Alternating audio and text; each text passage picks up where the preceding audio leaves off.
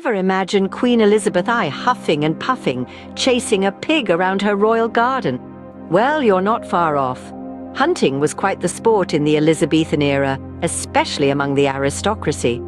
A peculiar sight indeed, to envision the cultured, refined queen elbow-deep in the muck and mire of the hunt. The surrounding courtiers must have been quite amused. Yes, our dear queen loved a good chase, but let's not stop here. There's more to Elizabethan pastimes than meets the eye. If hunting was the Game of Thrones of Elizabethan England, then theatre was their Netflix. The Elizabethan era witnessed an unprecedented rise in theatre and playwrights. William Shakespeare emerged as a beacon of literary genius, crafting tales that still resonate today. Plays like Romeo and Juliet or Hamlet were the talk of the town, turning theatre-going into a social event. It was a time when people would flock to the Globe Theatre not for the latest blockbuster, but for a fresh dose of drama. So binge-watching wasn't exactly a new concept, just minus the popcorn and plus the plague. No Spotify, no problem. Elizabethans knew how to get their groove on. Music and dance were the lifeblood of their social scene. From lutes to viols, the sound of strumming strings was the Elizabethan soundtrack.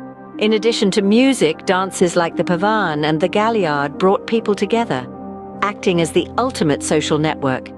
These dances weren't about showing off your best moves, but about intricate steps and coordination.